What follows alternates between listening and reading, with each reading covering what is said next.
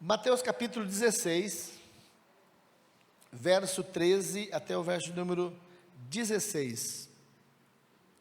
Indo Jesus para o lado de Cesareia de Filipe, perguntou aos seus discípulos: quem diz o povo ser o Filho do Homem? E eles responderam: uns dizem João Batista, outros Elias, e outros Jeremias, ou algum dos profetas. Mas vós, continuou ele, quem dizeis que eu sou?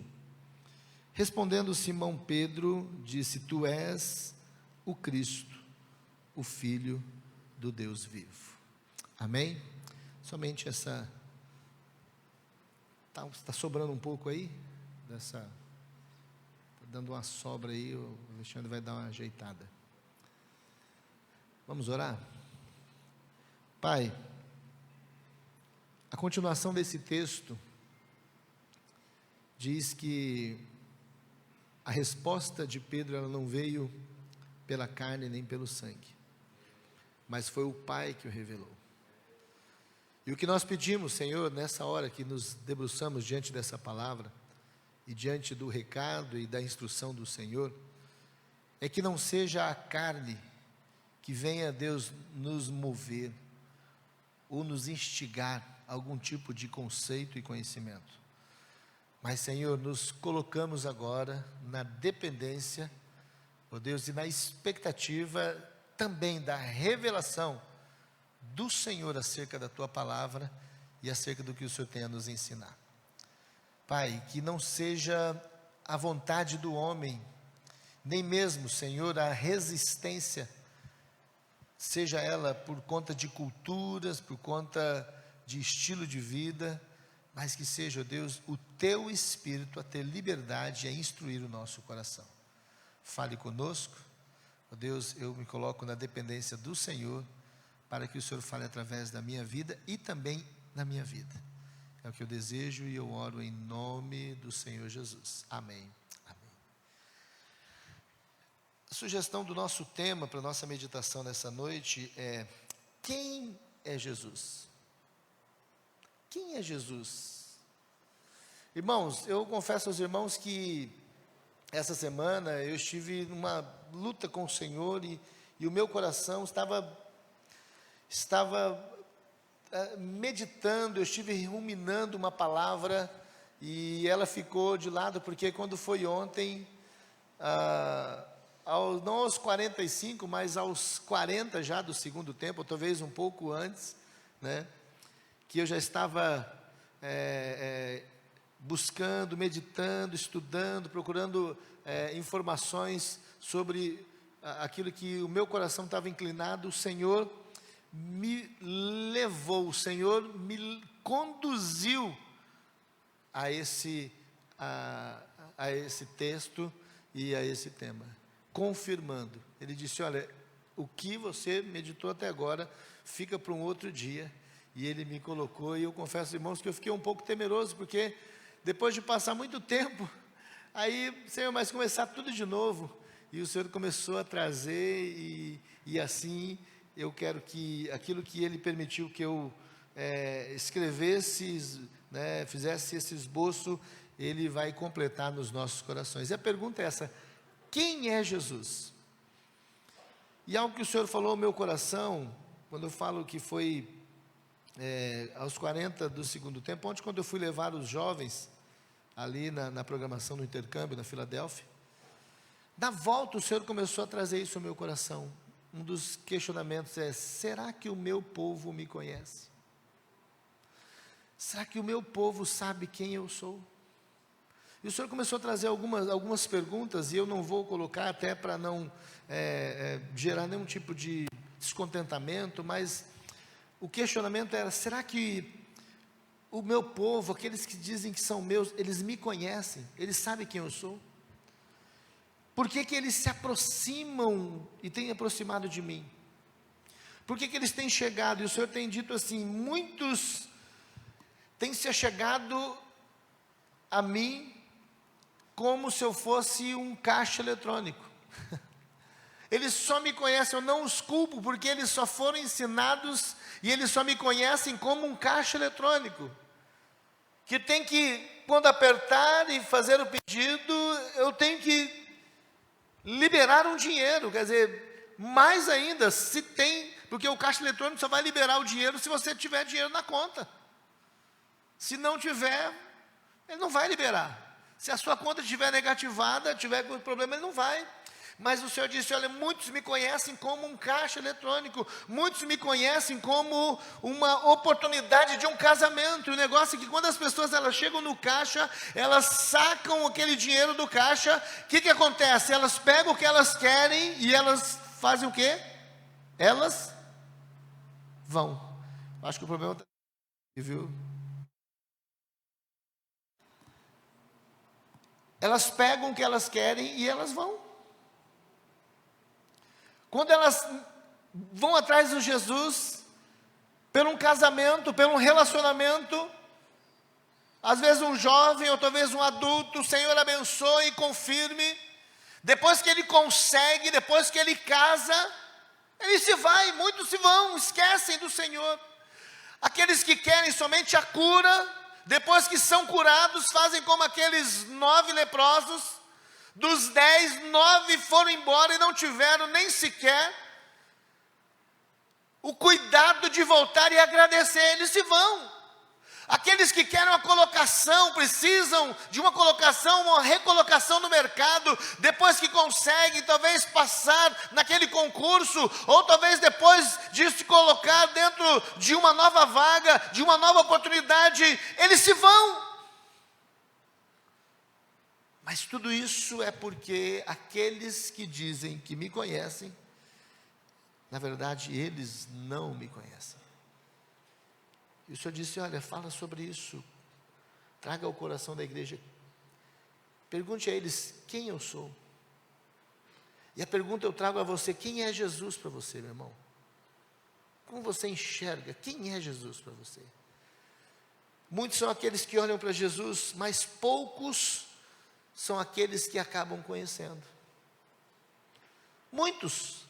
Jesus, segundo as narrativas dos evangelhos, e nós vemos alguns relatos também na história, nós vemos que Jesus, quando iniciou o seu ministério terreno, uma multidão acompanhou, até o momento em que ele chegou próximo da sua morte. Depois muitos ficaram com medo, e aí fugiram de medo, mas havia uma grande multidão. Nas narrativas dos evangelhos assim, ia Jesus, os seus discípulos e uma grande multidão, mas muitos conheciam, olharam para Jesus, mas poucos eram aqueles que realmente conheceram.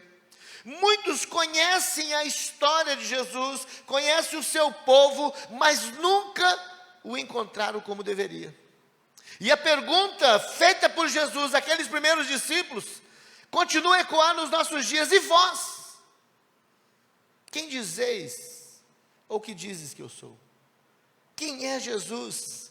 E é interessante, irmãos, que essa pergunta Jesus faz em meio a um cenário, onde era um cenário propício para se desenvolver uma resposta que aqueles que não tinham talvez firmeza, ficariam em dúvida, conforme a resposta dos discípulos, dizendo, olha, uns falam que é João Batista, outros falam que é Elias, outros falam que é Jeremias, ou um dos profetas, enfim, eles usavam o recurso da reencarnação, uma aberração, segundo a palavra, um engano do inimigo. Mas isso prova porque não conhece as pessoas, elas continuam estabelecendo religiões, credos, formas de pensar, porque elas não conhecem quem é Jesus. Elas vão, elas enchem as igrejas, enchem as reuniões, e elas voltam de novo ao seu mundo, ao seu sistema, totalmente encarcerados naquela vida de derrotas. Por quê? Porque elas não conheceram Jesus. E tem aqueles que vivem muito tempo. Tem gente que se dá o luxo de dizer assim, eu fiquei 30 anos dentro de uma igreja, eu fiquei 20 anos, deveria ter vergonha, porque ficou tudo isso e nem se deu o cuidado de conhecer o dono da igreja. Quem é o Senhor? Cesareia de Filipe foi o cenário escolhido por Jesus para avaliar se realmente seus discípulos o conheciam como deveria. E olha só esse cenário, esse lugar. Esse lugar era um lugar favorável para todo tipo de religião, ou talvez de credo, liberdade religiosa, podemos dizer assim. Você poderia fazer o que você queria, seja por forma de culto, por forma de promiscuidade e culto, enfim. Você poderia usar, você teria livre acesso, você teria liberdade de fazer o que queria. Então você iria, como os homens dizem, se encontrar naquele ambiente, procurar aquilo que mais te agrada, procurar aquilo que mais te afeiçoa. Olha só, havia mais de 14 templos a Baal naquele lugar. Era uma cidade bem desenvolvida financeiramente e havia mais de 14 templos a Baal. Os gregos proclamavam como a habitação do grande deus Pan, o deus da natureza. Havia adoração dos gregos ao deus da natureza. O poder de Roma foi glorificado num templo brilhante de mármore que foi erguido em honra a César. E os romanos celebravam César como divino. E Roma, a cidade, era santa. Era uma cidade santa. Então ali havia um lugar de adoração. Todas as nações, religiões importantes daquela época eram vistas ali. Religiões de sírios, de judeus, gregos e romanos. Esse era o cenário. Jesus leva naquele ambiente de muitas oportunidades ou decisões e escolhas. E Jesus tinha o interesse de ouvir dos seus discípulos o que eles sabiam a seu respeito. Algumas pessoas dizem assim: pastor, até que eu queria servir mais o Senhor, mas na minha casa, o meu marido, a minha esposa, os meus pais, os meus irmãos, pastor, mas eu até queria, mas não dá. E eu quero que você entenda uma coisa, querido. Quanto mais densa for as trevas, mais forte vai brilhar a luz. E é justamente nesse cenário de oportunidades, de decisões e de escolhas que Jesus leva para saber: olha, e vocês, diante de tudo isso que vocês estão vendo à volta? Queridos, nós estamos vivendo um tempo da pós-modernidade, onde as oportunidades, as liberdades, ainda mais depois do que aconteceu nesses últimos 2 anos de pandemia, se devastou, e as pessoas se dizem mais evoluídas do que retrocedendo, abandonando ao Senhor, vivendo o evangelho de si, totalmente voltado para si. Eu não estou falando agora de placas, mas eu estou falando de conhecimento e intimidade com o Senhor. Você sai na rua, irmãos, o trânsito está mais violento, as pessoas estão mais agressivas, as pessoas estão medrosas, enfim, as pessoas estão cada vez mais desumanas, mas se fala tanto em amor em meio de política que, olha, você fala, não é possível. Eu acho que eu estou vivendo, minha casa está em Marte, e eu estou vindo fazer compra na Terra. Mas é o que está descontrolado, é esse envolvimento que o inimigo usa para trazer o descontrole. Mas a igreja precisa estar fixa e segura em quem ela serve, em quem realmente ela adora, não ficar nessa vida de trocar. Mas não importa se eu estou aqui, eu faço isso, se eu estou ali. O importante é que o meu coração, o importante é você saber em quem você está seguro. A expansão do reino de Deus sobre as nações está diretamente ligada ao conhecimento que a igreja tem de Jesus. E o grande problema da igreja ter retrocedido nesses 2 últimos anos é porque a igreja não conhecia realmente quem era Jesus. E Jesus leva os seus discípulos, que estavam iniciando o ministério, e ia deixar sobre eles a ordem, a missão, e eles deveriam entender que eles iam encontrar situações adversas. Jesus não nos chama para nós caminharmos em uma situação em que não vai haver resistência, problemas, adversidades. A igreja precisa estar ciente disso.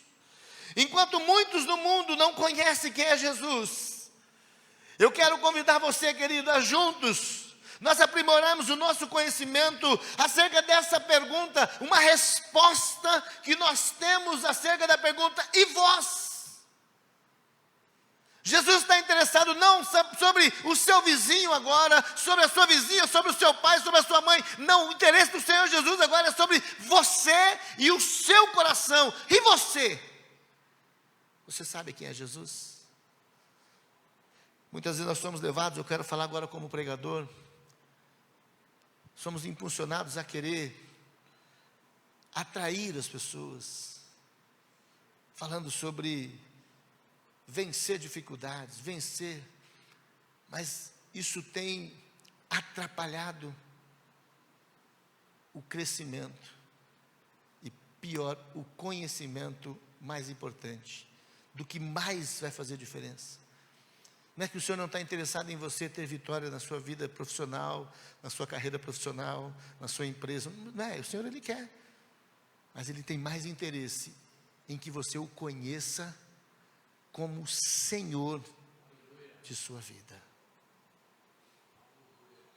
Mas a proposta hoje mais agradável e mais aceita é: eu preciso saber o que eu posso desenvolver, como eu vou fazer para ganhar mais, para ter mais. Sempre assim.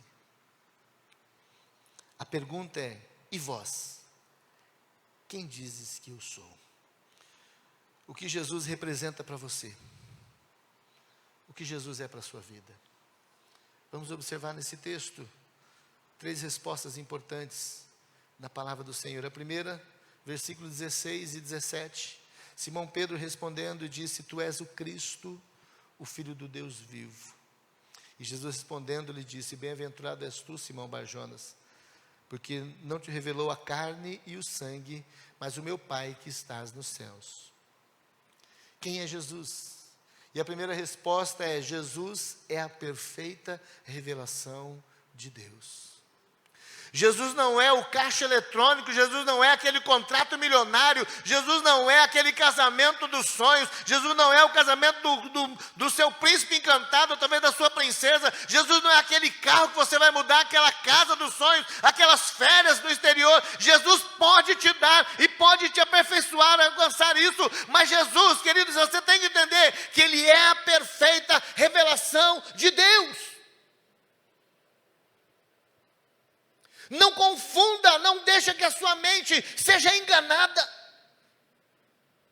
Muitos estão abandonando e lançam fora, porque na primeira dificuldade em que o dinheiro vai embora, o Jesus dele vai embora junto com o dinheiro. Quando a casa é confiscada, Jesus vai embora junto com a casa. Quando o casamento entra em crise, Jesus vai embora no divórcio. Porque enganaram.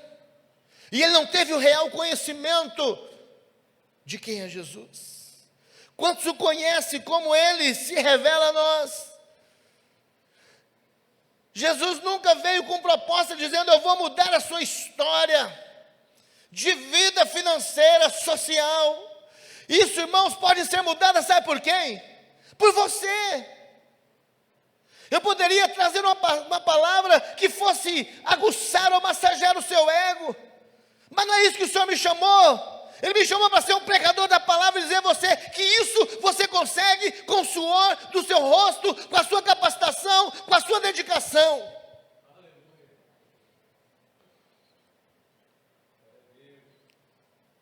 Não é você achando que Jesus vai ter que abre as portas, Senhor.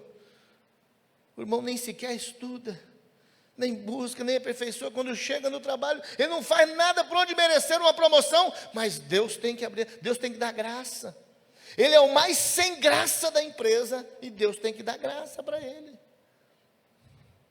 Você entende, irmãos, tem coisa que é nossa culpa, mas é que estão enganando, estão misturando o evangelho.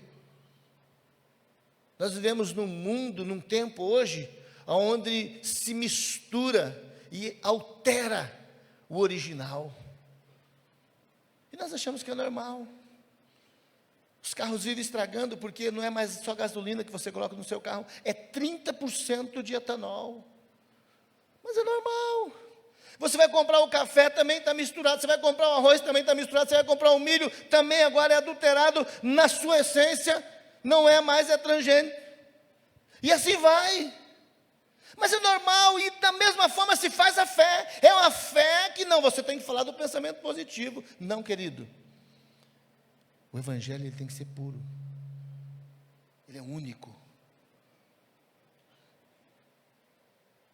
Ele se revela a nós e nós vamos desfrutar o melhor do que Ele tem para a nossa vida. E nós não seremos enganados por Ele. Jesus, Ele é a revelação perfeita de Deus. Olha só o que diz Hebreus capítulo 1, verso 1 a 3.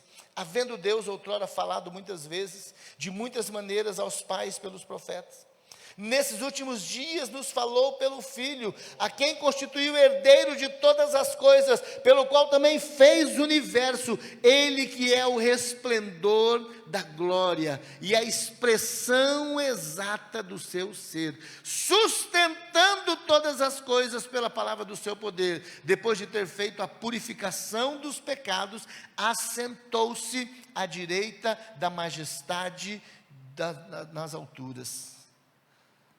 Ele é a expressão exata. A melhor e maior revelação de Deus ao homem chama-se Jesus. E é por isso que quando o profeta fala acerca da sua vinda, fala que o Senhor nos daria o Emanuel, o seu nome será Deus conosco. É o próprio Deus conosco. Jesus é a revelação exata do próprio Deus. É o Deus que se fez em carne e habitou entre nós. O Evangelho de João, no capítulo 1, ele fala que o Evangelho, o Verbo, ele se fez carne e habitou entre nós, e vimos a sua glória, como a glória do unigênito de quem? Do Pai. É a melhor revelação que nós temos, é Jesus. As pessoas não conhecem como a revelação de Deus. Jesus veio para que o Pai fosse conhecido. Os discípulos caminhando com Jesus falavam assim: quero conhecer o Pai. Pai, você não me conhece? Quem conhece a mim, conhece o Pai. Mas as pessoas não querem conhecer, não têm interesse. Você precisa guardar no seu coração, Jesus, Ele não é uma religião. E tem muitas pessoas dizendo: mas agora eu sou do cristianismo. Jesus não veio implantar o cristianismo, irmãos. Jesus não veio implantar nenhum ismo que existe no mundo. Jesus veio trazer o reino de Deus, o reino dos céus. Ele começa a sua mensagem dizendo: arrependei-vos, porque é chegado o reino dos céus. O que é o reino dos céus? É o governo de Deus na nossa vida. Então quem é Jesus? A primeira resposta que nós temos nesse texto, quando Pedro fala: olha, tu és o Cristo, Filho do Deus vivo. Ele é a perfeita revelação de Deus. Ele é a revelação exata de Deus, o próprio Deus. Eis que é o resplendor da glória e a expressão exata do seu ser. E nesse tempo, o próprio Deus escolheu falar aos nossos corações através do Filho. É através dele que nós temos a salvação, é através dele que nós temos a libertação, é através dele que nós temos a remissão dos pecados, é através dele que nós temos acesso ao Pai. Ele é a expressão exata. Você, servo do Senhor, você precisa saber a definição de quem é Jesus. Jesus é a expressão exata de Deus. Não tenha de outra maneira. Guarde no seu coração. Ele precisa ser o Senhor, Ele deve ser o Senhor do nosso coração. Segundo, irmãos, versículo 21, nós temos a segunda resposta a essa pergunta: quem é Jesus? E olha só, a segunda resposta no versículo 21, desde esse tempo começou Jesus a mostrar aos seus discípulos que lhe era necessário seguir para Jerusalém e sofrer muitas coisas dos anciãos, dos principais sacerdotes e dos escribas, ser morto e ressuscitado ao terceiro dia. A primeira resposta que nós temos é que Jesus é a revelação exata de Deus. E a segunda, irmãos, Jesus, Ele é o autor da salvação. A salvação não vem porque você é bonzinho. A salvação não vem porque você é um bom cidadão. A salvação não vem porque você não traiu a esposa, ou talvez você não traiu o seu esposo. A salvação não vem porque você paga suas contas em dias. A salvação não vem porque você faz parte, ou você alguns domingos vai na igreja, porque você é uma boa pessoa. Isso é importante e você deve aperfeiçoar em Jesus. Mas a salvação nós temos porque Jesus é o autor da salvação. Ele abriu o caminho, pela graça sois salvos por meio da fé. Isso não vem de vós, é dom de Deus, não vem das obras, para que ninguém se glorie. De onde que vem? Jesus. Jesus, quando ele pergunta aos discípulos: será que vocês realmente acreditam que eu vou conduzir vocês ao Pai?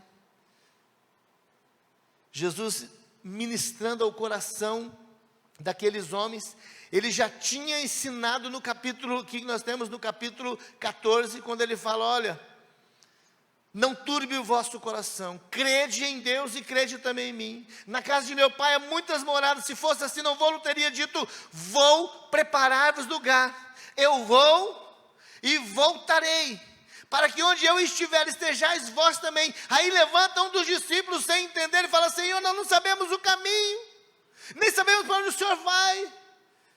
Aí no versículo 6 Jesus fala: olha, eu sou o caminho, eu sou a verdade e eu sou a vida. Ninguém vem ao Pai, senão por mim. Sabe, meu irmão, sabe por que você está aqui nessa noite? E eu entendo por que o Senhor mudou essa palavra para que eu compartilhasse com você. Porque Ele quer que você entenda, Ele quer que você guarde no seu coração que Ele é o autor da salvação.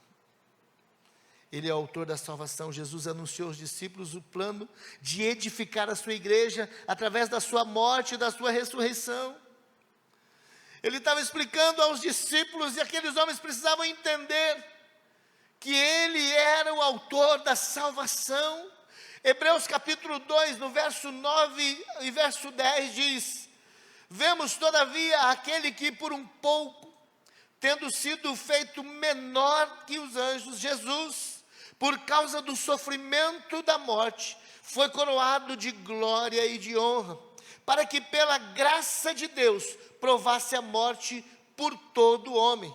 Porque convinha que aquele cuja causa e por quem todas as coisas existem, conduzindo muitos filhos à glória, aperfeiçoasse por meio do sofrimento o autor da salvação deles.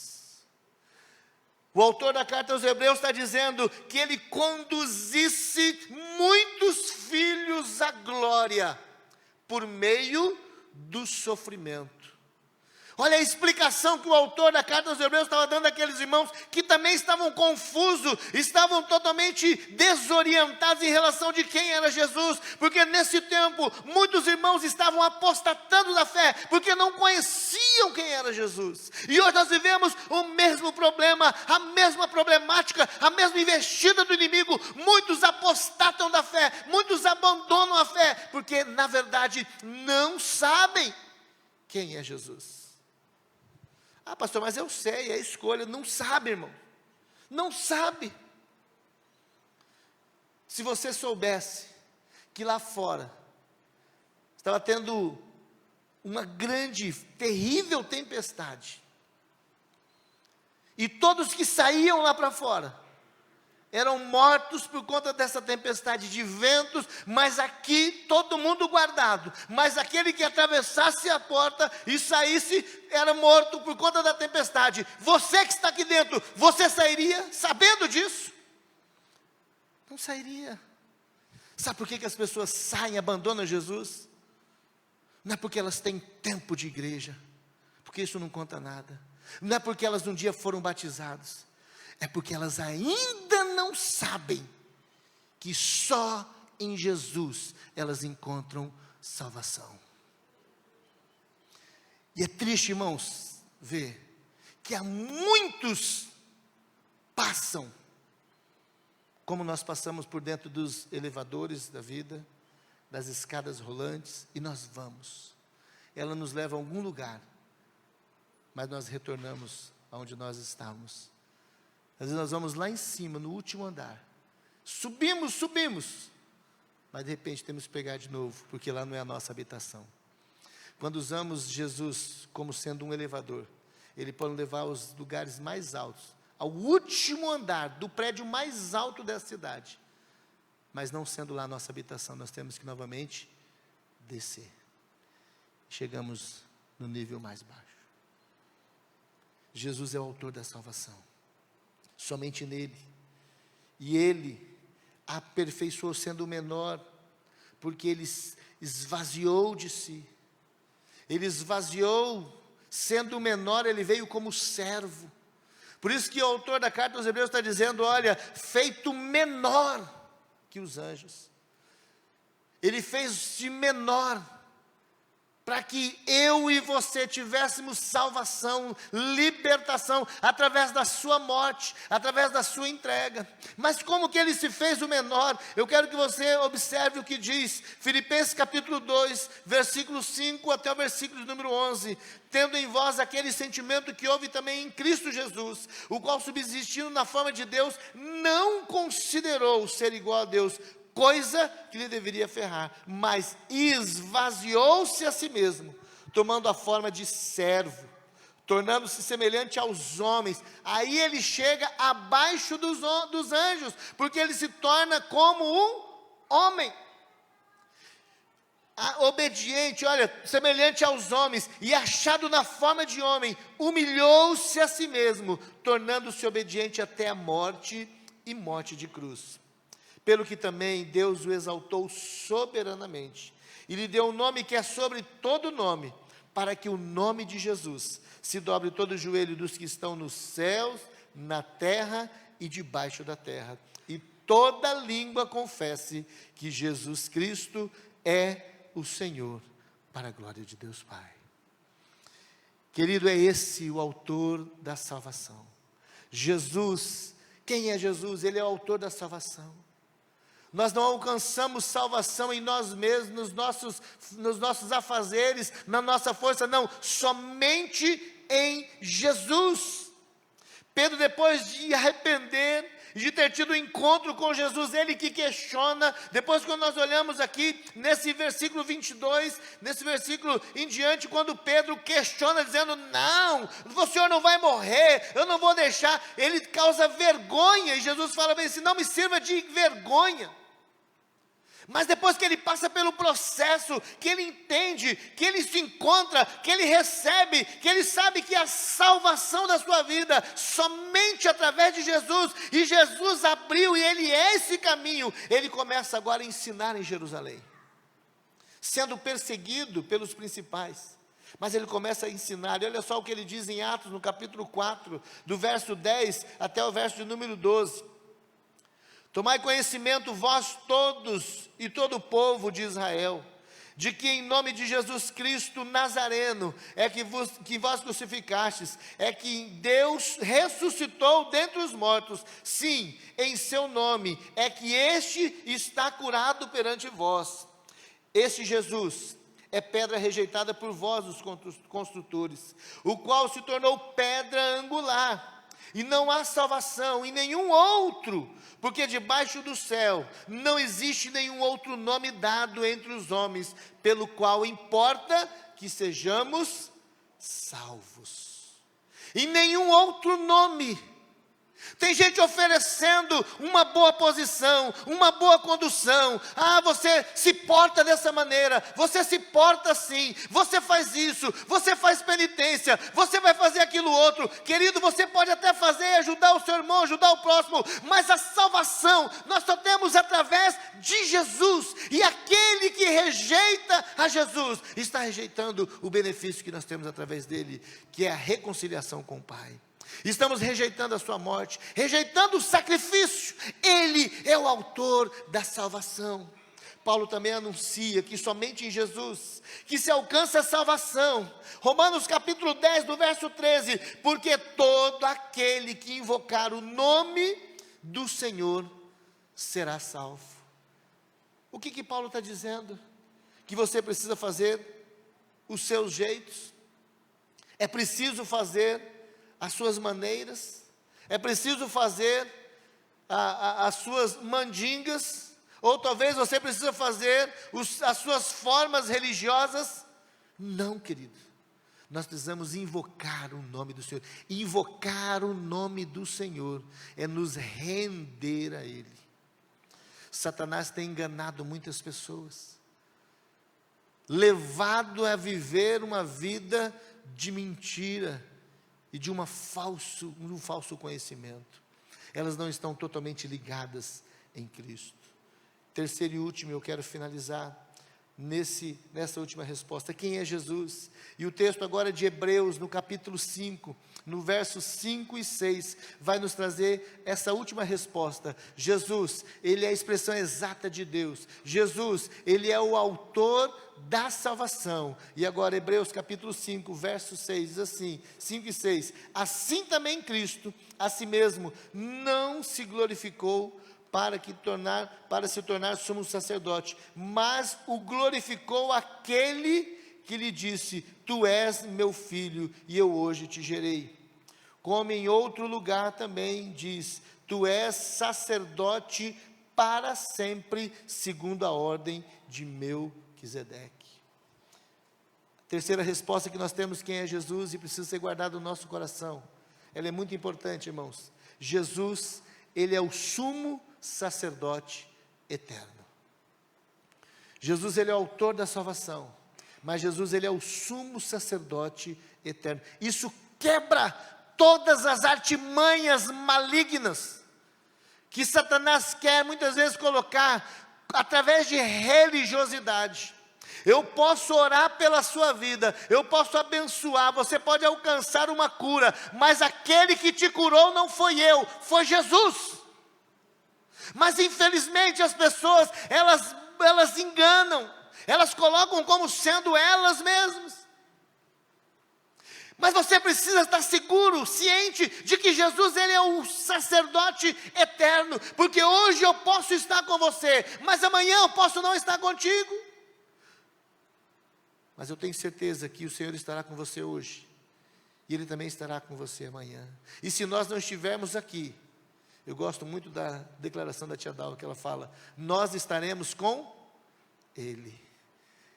Ele nos leva, Ele nos recolhe para Ele.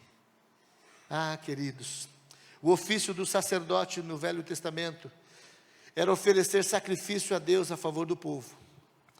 Nós vamos ver essa figura no Velho Testamento, muito, sacerdote e sumo sacerdote, que vem desde o tabernáculo, quando foi estabelecido através da lei de Moisés. O Senhor passa a Moisés e estabelece, levanta uma família e uma tribo para fazer como ordenança perpétua, escolhido, separado para esse ofício. E ali nós tínhamos o sacerdote, e nós tínhamos no meio de toda a nação um sumo sacerdote. Os sacerdotes eram vários, eles tinham como ofício alguns deles, e o ofício maior do sumo sacerdote era oferecer os sacrifícios a Deus a favor do povo. Mas já o sumo sacerdote, ele adentrava uma vez por ano no Santo dos Santos para oferecer sacrifício pelo pecado de todo o povo.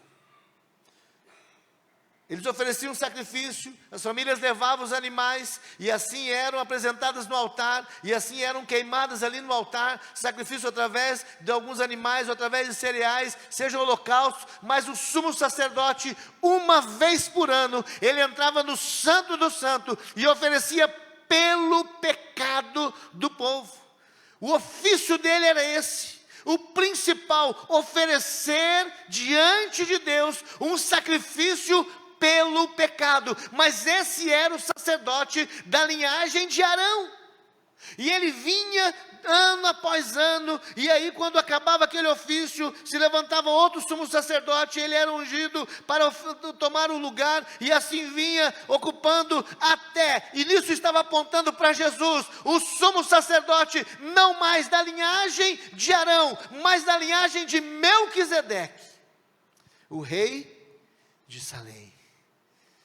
Ah, queridos, olha só o que diz Levítico capítulo 16, verso 33 e 34.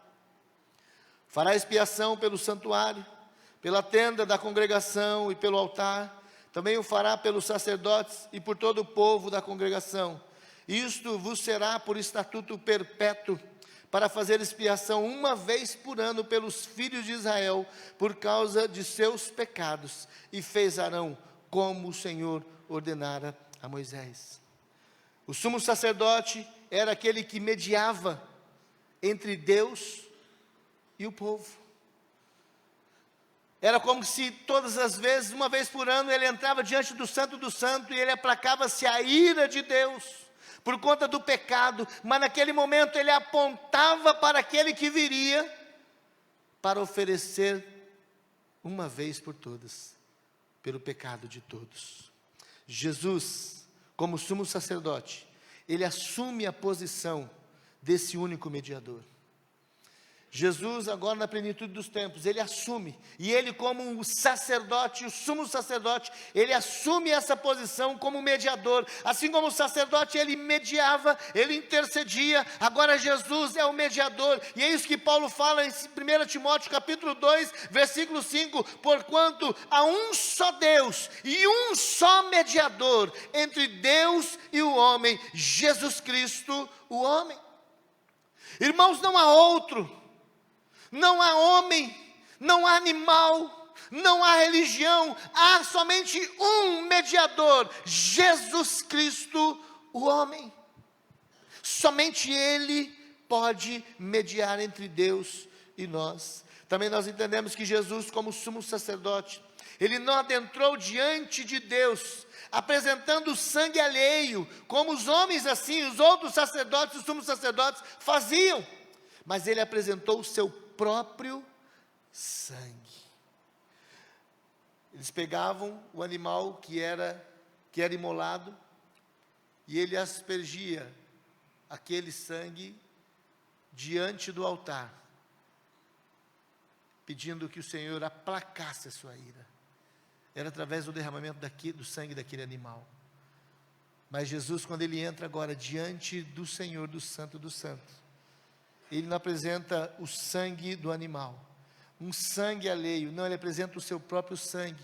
Hebreus capítulo 9, no verso 24 e 26 diz, porque Cristo não entrou em santuário feito por mãos, figura do verdadeiro, porque no mesmo céu, para comparecer agora por nós diante de Deus, nem ainda para oferecer a si mesmo, muitas vezes, como sumo sacerdote, cada ano entra no Santo dos Santos como sangue alheio. Ora, neste caso, seria necessário que ele tivesse sofrido muitas vezes desde a fundação do mundo. Agora, porém, ao se cumprirem os tempos, se manifestou uma vez por todas para aniquilar pelo sacrifício de si mesmo o pecado. Ele adentra diante do Santo dos Santos. Não várias vezes no ano, mas uma vez por todas, quando ele se entrega ali na cruz, quando ele entrega o seu espírito, depois que o seu sangue é derramado ali naquela cruz, que ele foi cravado naquele madeiro, e ele fala, Pai, está consumado. E naquele momento, querido, é o momento em que a terra escurece, porque naquele momento em que ele entrega o seu espírito, ele está agora diante do Santo do Santo, apresentando o seu sangue como expiação pela minha e pela sua vida. E é por isso que o véu do templo se rasgou de alto a baixo, porque agora ele abriu espaço e acesso diante do Santo dos Santos. Ele como sumo sacerdote. Eu quero que você entenda que Jesus, ele é um mediador. Jesus é aquele que apresentou um sacrifício pela sua vida uma vez por todas. Ele não precisa morrer 2 vezes, 3 vezes. A morte dele foi suficiente. Você precisa crer e aceitar e receber como o Senhor da sua vida. Jesus como sumo sacerdote, querido. Também, ele está agora sentado à destra do trono do Pai. Ele como sumo sacerdote, ele entra, ele vai fazer a mediação, ele vai interceder por nós. mas ele vai entregar o seu próprio sangue uma vez por todas, e aí ele não apenas oferece, e ele entrou amarrado como os outros sumos sacerdotes, entravam amarrado, e se acontecesse alguma coisa eu tinha que puxar, porque ninguém podia entrar, mas ele entra agora diante do Pai, e o texto vai nos dizer a palavra, que ele entra e ele senta diante do Pai. Sabe o que é isso? Uma obra concluída. Sabe por que o sumo sacerdote da ordem de Arão tinha que sair? Porque era uma obra incompleta. Ele aplacava a ira, mas ele não aplacava e não pagava o pecado. A culpa do pecado continuava, mas Jesus não. Ele, como sumo sacerdote, ele assenta diante do trono do Pai. Hebreus capítulo 8, verso 1 diz: ora, o essencial das coisas que temos dito é que possuímos tal sumo sacerdote que se assentou à destra do trono da majestade nos céus. Ele se assentou, ele está sentado, ele está o tempo todo intercedendo por nós, ele está o tempo todo mediando por nós, ele está o tempo todo mostrando: o meu sangue é sobre eles, o meu sangue o comprou, o meu sangue foi derramado e o resgatou de toda a culpa do pecado. Você precisa conhecer esse Jesus. Ah, querido, eu não sei se a sua conta bancária, ela está no vermelho, eu não sei se a sua empresa, ela não está caminhando, mas tudo isso vai ficar. Mas o que Jesus fez por mim, por você, está diante do Senhor, está diante do Pai, e todos os dias Ele intercede. A igreja que caminha aqui na terra precisa saber quem é Jesus. Você precisa saber quem é Jesus. Os tempos estão findando. Nós precisamos anunciar com toda a força, dizendo: eu sou de Cristo, Jesus me comprou, Ele é o sumo sacerdote, o dono da minha vida, aquele que fez expiação pelos meus pecados, aquele que intercede por mim. Por isso, meu irmão, não há lugar melhor, não tem lugar melhor, não tem como eu ficar flertando com o mundo quando eu sei dessas coisas, não tem por que eu me vender, não tem por que eu me prostituir com o mundo.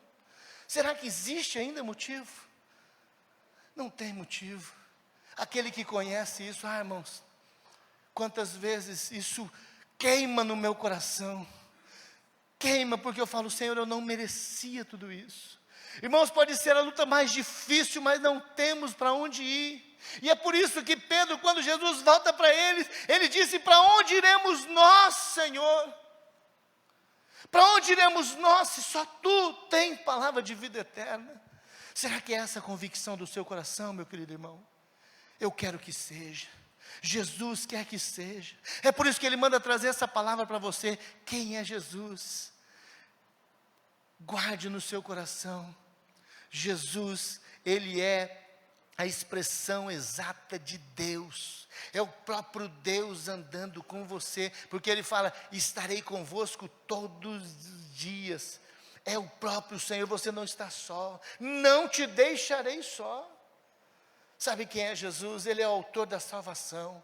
Irmãos, a nossa dívida, ela era impagável. Eu não sei se você já passou por uma situação assim, que você se depara com uma situação totalmente impossível de ser quitada.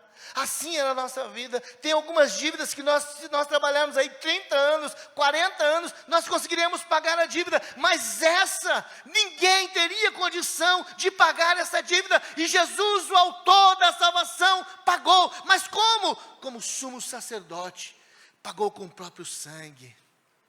Ele se encarregou de ir lá e pagar. Ele entregou a sua vida. Mas quem era nós? Paulo revela dizendo assim, que nós estávamos mortos em nossos delitos e pecados, e nós somos amados. Irmãos, sabe a pessoa mais imunda? Não sei se você já teve contato com alguém mais imundo, ou talvez mais mal cheiroso que você já teve contato nessa terra. Não vai chegar perto do fedor que o pecado gerava de nós diante das narinas de Deus. Nós éramos indigestos, a nossa condição era pior, Mas o Pai olha para nós através de Jesus e nos ama e diz: eu quero Ele para mim. Quem irá? E Ele envia o filho fala: eu vou. Mas o coração dele é duro, o filho fala: eu vou. É por isso, irmãos, que hoje eu posso ter alegria, você pode ter alegria. Jesus compartilhou essa alegria comigo e com você. Nós não éramos nada, nós não tínhamos nada. Não tem como você deixar, você trocar, você se vender, você ir para outro lugar. Eu não falo de placa, eu falo de lugar que é a presença do Senhor. Por que que ainda você insiste em não dedicar os seus dias, o primeiro tempo do seu dia, a sua semana, para aquele que fez tudo isso por você? Por que que você enche o seu coração com tantas coisas que atrapalham a voz desse que quer o melhor para você falar contigo? Ah, querido, o Senhor quer nessa noite trazer esse conhecimento ao nosso coração. Eu quero concluir com você. Eu tenho certeza que o Espírito Santo já tem falado comigo e contigo. Mas eu quero concluir agora e dizer: é preciso conhecê-lo. Não de intelecto, mas é preciso conhecê-lo de coração. Talvez você ache que somente saber dessas informações, mas você precisa abrir o seu coração e permitir que Ele reine. Eu não sei se Ele está reinando ainda no seu coração, ou se um dia Ele já reinou, ou se um dia Ele já tentou reinar, ou talvez Ele nunca reinou. Você só o conheceu como uma religião, você conheceu como um homem bom, um homem da história, mas Ele precisa ser o Senhor, o dono. Ah, irmãos, quando eu fui tomado por essa palavra, no ano de 88, eu fiquei sabendo que tinha alguém que me amava mais do que minha mãe, que me aceitava do jeito que eu estava, do jeito que eu era. Eu não via futuro em mim, eu não via valor, nada. E o meu medo é aquela pessoa que talvez me entendesse, me amava e dedicava a vida, se ela chegasse a morrer. Eu tinha passado já por essa experiência de quase ter perdido, mas mesmo assim meu coração era duro. Mas de repente eu me deparei com aquele que realmente me amava. Não era uma religião, não era aquele que talvez queria me privar, mas aquele que me abraçou dizendo: filho, eu te amo, deixa eu cuidar de você, deixa eu revelar ao seu coração, deixa eu trazer paz ao seu coração. Até então eu conhecia Jesus do intelecto, eu sabia que Ele poderia fazer algumas coisas, eu sabia dos milagres, eu já tinha visto alguns milagres, eu sabia o que Ele tinha feito, de um grande milagre, de ter ressuscitado a minha mãe. Ele era Deus, mas eu não conhecia no coração, Ele não tinha entrado no meu coração. Mas naquele dia, irmãos, naquele retiro lá em Piraputanga, naquela tarde, naquela manhã, no final daquela manhã, no início da tarde, eu recebi uma revelação dizendo: Jesus quer mudar a história da sua vida, te trazendo valor. Irmãos, eu fui tomado por uma alegria tão grande, uma esperança, uma segurança. Eu não sei o que você tem passado, não sei quanto tempo você tem frequentado igrejas, eu não sei a quantos caminhos você tem ido, eu não sei o que você tem passado, mas Jesus que está aqui sabe, como naquele dia Ele também sabia o quanto eu precisava. E eu saí daquele lugar com uma resposta, sabendo que Jesus era aquilo que eu mais precisava, e eu tinha encontrado. Aí eu fui entender por que aquela samaritana saiu correndo, Amaury. Por que aquela samaritana deixou o cântaro que ela estava abraçada e estava negando, e estava ali tão preocupada? Ela deixa o seu cântaro e ela corre à cidade. Não sabemos quantos quilômetros, quanto tempo. Uma coisa nós sabemos, que o sol era escaldante, era um tempo de altas temperaturas, e aquela mulher vai até a cidade, e ela de maneira eufórica diz: vem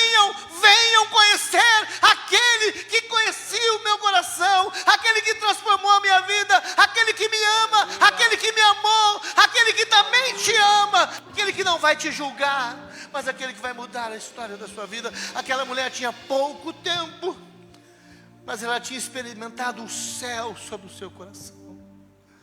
Talvez você tenha relutado, né, irmãos? É difícil abrir mão de nós, mas Jesus abriu mão do céu para nós. Ele abriu mão da sua glória, sabe por quê? Para vir atrás daquele que não tinha valor. Ele veio atrás de mim, de você. Ele não quer você apenas nos domingos à noite, bonitinho, engomadinho. Jesus quer ter um tempo com você lá na sua casa, quando você estiver só de chinelão, de bermuda, você estiver do seu jeito, descabelado, mas você se derramando e você deitado no colo, dizendo: Pai, muito obrigado, porque hoje eu tenho alegria. Não conheça somente por intelecto, conheça de coração. O coração dá lugar à revelação. A mente questiona a divindade, mas o coração. Fale para uma criança, diga: seu pai é feio. Ela fala assim: não. Sua mãe é feia? Não. Ela está desarrumada? Não. Pode estar desarrumada, mas ele vai falar: não, é bonita, é bonita. Porque uma criança, ela não olha para os pais pelo intelecto, ela olha através das lentes do coração. Nós precisamos conhecer a Jesus assim e tê-lo como Pai. Quem é Jesus para você?